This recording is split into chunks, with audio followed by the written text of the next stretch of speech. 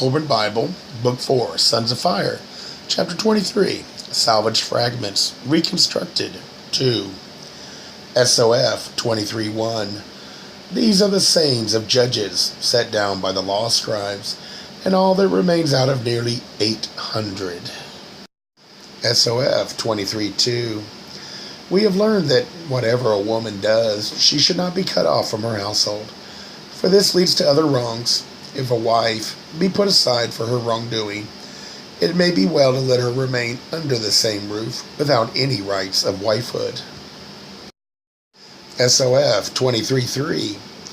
We have learned that not only are there women who are unworthy to be wives, but there are men unworthy to be husbands. If marriage remain open to such as these, those who sit in judgment are not unblameworthy for whatever follows. Therefore, man or woman may be forbidden marriage. SOF 23:4. It is the law that adultery, being a furtive deed done in deceit and betrayal, if man and woman are found in a position for adultery, it would be as though they were caught committing it. This can lead to misjudgment. Therefore, when no certainty of adultery can be seen, and the woman can only be found to be indiscreet, she is not to be dealt with as an adulteress. It is better for men to believe in the natural goodness of women than otherwise.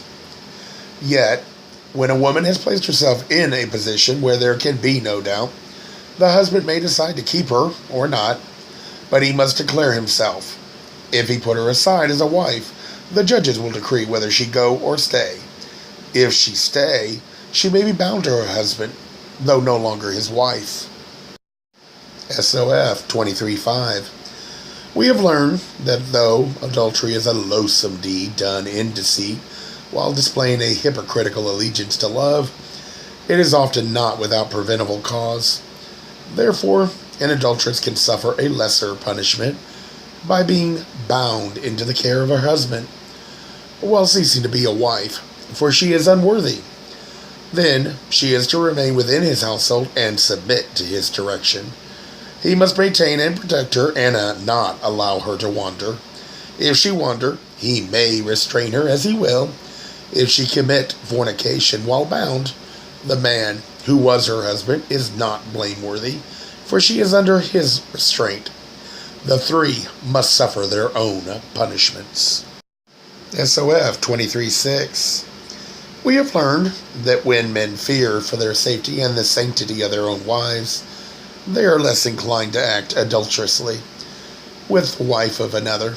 Therefore, if a man be found in adultery and married, he will forfeit half his possessions to the wronged husband, and his wife will also pass into the house of the wronged husband. Or if he have neither dwelling nor land, he shall be bound into the keeping of the wronged husband. SOF 23:7. We have learned that the minds of men are like a maze, and therefore the rights of marriage are to stand against all others and prevail at all times. All children born within a marriage union are equal in rights. Their inheritance is not to be diminished, even though they be the offspring of adultery or incest, for the wrongdoing was not theirs. Such children should be received with mercy, for they are helpless and will repay in full with love and devotion. SOF 23:8. We have learned that it is unwise to give a daughter in marriage to an outsider, for if her husband die, she shall be given to his father or his brother. Therefore, no woman may be given in marriage to an outsider, unless the contract of marriage be heard by one of the council and given his approval. SOF 23:9. We have learned that these things should never be taken from a man or shared: his wife, excepting he commit adultery, his children, his clothes, his night covering, his weapons, and his tools of craft. SOF 23:10.